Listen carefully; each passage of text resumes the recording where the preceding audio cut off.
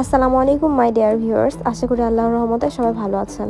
মুড়ি মাখানো খেতে ইচ্ছে হচ্ছিল, তার জন্য মেন ইনগ্রিডিয়েন্ট হলো ছোলা। সো ছোলা ভুনা করব, সেই রেসিপিটা আপনাদের সঙ্গে শেয়ার করছি। ছোলা অনেকে অনেকভাবে রান্না করে, তার মধ্যে আমার কাছে এটা বেস্ট লাগে কজ এটা মাখালে অনেক ইয়ামি হয়। তো প্রথমেই গরম মশলা তেলে দিয়ে দেওয়া হলো, তার মধ্যে পেঁয়াজ মরিচ কুচি দিয়ে কিছুক্ষণ ভেজে নিয়ে এর মধ্যে বাটা মশলা অ্যান্ড গুঁড়া মশলাগুলো সব অ্যাড করে নিতে হবে। ছোলা সেদ্ধ করে জাস্ট পেঁয়াজ মরিচ দিয়ে তেলে দিলে যেই টেস্টটা আসে তার চেয়ে অনেক গুণ বেশি ডেলিশিয়াস লাগে যখন এটা অনেক রকম বাটা মশলা দিয়ে গোশের মতো করে ভুনা করা হয়। আর ভুনা করতে গেলে এর মধ্যে সেদ্ধ আলুও দিতে হয়, এতে করে গ্রেভি একটা কনসিস্টেন্সি আসে অ্যান্ড খেতে অনেক মজা লাগে। এত মজা হয়ে কি লাভ, আর এত নাস্তা বানিয়েই কি লাভ। আমার বেবিন স্পাইসি স্ন্যাক্সগুলো খুবই কম খায়। আলু দিয়ে বানানো যে ফ্রেঞ্চ ফ্রাইটা জাস্ট ওর পছন্দ, তাছাড়া অন্যান্য স্ন্যাক্স ও খেতে চায় না। আর এই ছোলা রান্নার পরে খোসা ছাড়িয়ে ছাড়িয়ে কয়েকটা দিলে মাঝে মধ্যে খাই, বেশিরভাগ সময় সে খায় না।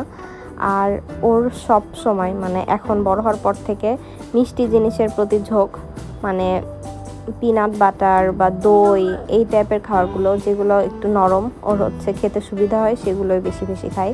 ক্রিস্পি খাবার খুব একটা পছন্দ এখনও করে না। আর আগে কি হতো, মানে নিউট্রাল যেগুলো ঝালও না মিষ্টিও না এই টাইপের খাবার খেত, বাট এখন মিষ্টি দিলে সে অনেক বেশি পছন্দ করে।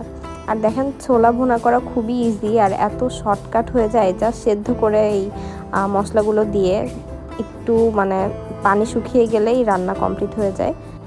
এই তো রান্না কমপ্লিট হওয়ার সঙ্গে সঙ্গে আমি গরম গরম সার্ভ করেছিলাম। পেঁয়াজ কাঁচামরিচ কুচি আর ধনিয়া পাতা, সাথে একটু সরিষার তেল দিতে হয় ফ্লেভারফুল হওয়ার জন্য।